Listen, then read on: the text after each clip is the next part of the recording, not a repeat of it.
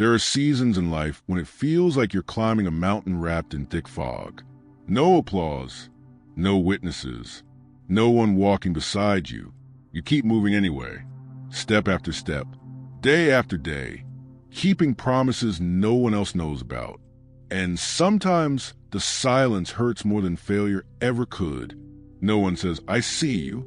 No one says, "I'm proud of you." No one sees the battles you fight in the quiet hours when the world is asleep.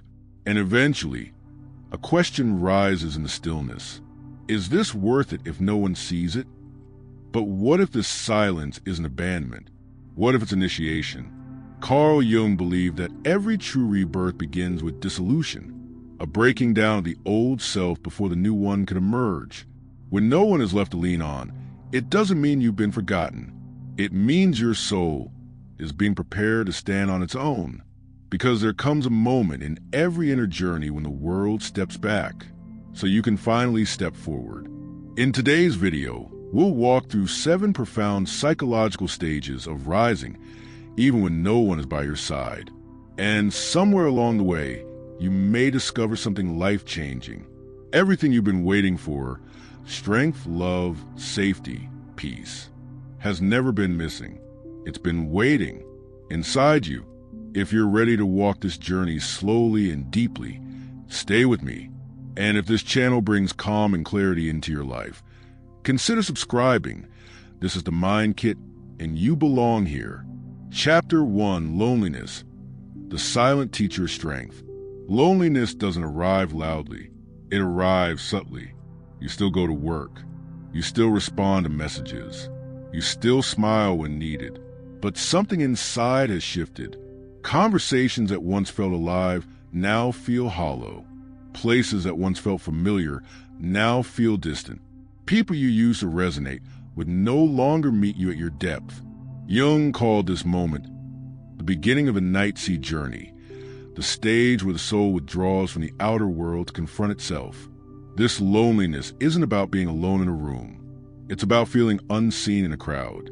And many people panic here. They assume something is wrong. But Jung believed this disconnection is the first sign of individuation, the process of becoming who you truly are beneath the persona. The persona is the mask you learn to wear to belong. Loneliness begins when that mask no longer fits. And here's the truth most people never hear.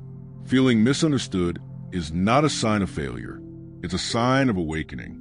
When external noise fades, your inner voice finally becomes audible. But many people are terrified of this voice, so they distract themselves. They rush into relationships. They drown themselves in work, scrolling, stimulation. But avoidance only makes the emptiness louder. Loneliness doesn't come to punish you. It comes to deepen you. I once knew a woman who, after her divorce, found herself alone in an apartment that echoed with silence. At first, it terrified her, but instead of filling it with noise, she learned to sit with it. She cooked for herself. She journaled. She allowed questions to surface that she'd avoided for years. Months later, she said something unforgettable. "Silence isn't empty. It's where I finally met myself." This is what Jung meant by the meeting with the self. Loneliness is not weakness. It's the forge. Like an oak tree in winter, when everything looks barren on the surface, the roots are growing deeper than ever. If you've been feeling alone lately, pause this video and breathe. You're not broken. You're becoming. Chapter 2. Stop seeking emotional comfort from others. After solitude teaches you how to stand, the next lesson appears quietly. Stop asking others to regulate your emotions. Jung once said, "Loneliness does not come from having no people around you, but from being unable to communicate the things that matter most." When we depend on others to soothe us, every silence feels like rejection. Every delay feels like abandonment. That isn't love. That's emotional dependency, a sign of an unintegrated inner child. Many people mistake attachment for connection, but attachment says, "I need you, feel okay." True connection says, "I choose you, but I can survive without you." I once met a woman who panicked whenever her partner didn't reply to her messages. Her nervous system interpreted silence as erasure.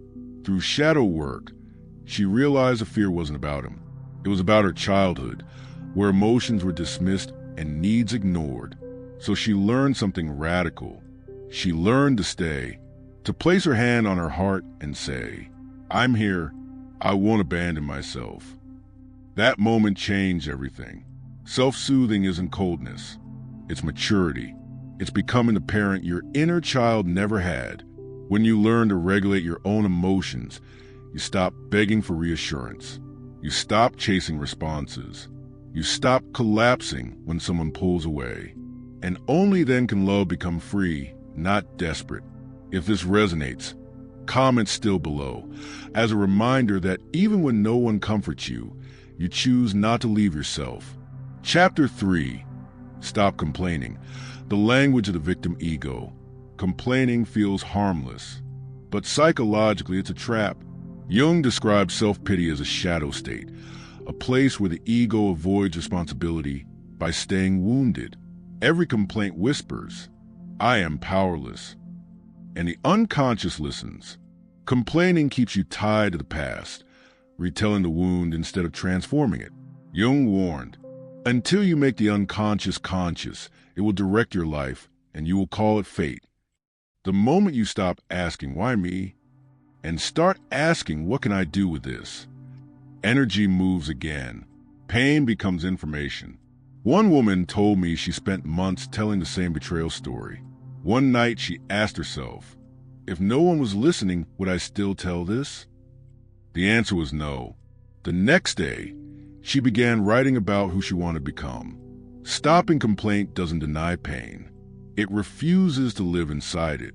If you're ready to step out of victimhood, like this video, not for me, but as a signal to yourself. Chapter 4. Become your own source of validation. There comes a stage where you're doing everything right, but no one notices. This is where most people quit. Not because they can't endure pain, but because they can't endure invisibility. Jung believed self-validation was one of the most terrifying yet liberating acts. The most terrifying thing is to accept oneself completely. When you become your own witness, applause loses power. I once spoke with a woman who worked tirelessly but was never recognized. One day she stopped working to be seen and started working to see herself. She documented her progress. She celebrated her discipline. She honored her effort. And she said something profound. External validation fades. Self-recognition stays. This is not arrogance. It's self-respect. Steel is forged in fire, not applause. If this chapter spoke to you, gently tap the like button. It tells the algorithm and your nervous system that this message matters. Chapter 5. Rise quickly. Turn failure into fire. Failure doesn't arrive to destroy you. It arrives to reveal what's still unhealed. Jung believed every fall brings a shadow back into view, not as punishment, but as illumination. A woman once lost her business after betrayal. Instead of asking, "Why did this happen?" she asked, "What didn't I listen to?" Her intuition. A year later, she rebuilt, smaller, steadier, wiser. Failure becomes fire when you rise without shame. Falling doesn't make you weak. Staying down does. Chapter 6. Act without inspiration. Will over emotion. Inspiration is unreliable. Will is sacred. Jung believed will reorganizes the psyche. It moves you beyond mood into meaning. If you wait to feel ready, you'll wait forever. Those who rise act anyway. A single mother once told me, "I stopped waiting for motivation. I chose responsibility." That decision changed her life. Action creates inspiration, not the other way around. If you've ever kept going alone, share your story below. Someone needs your strength. Chapter 7. You don't need to be understood. This is the final truth. No one will ever fully understand you.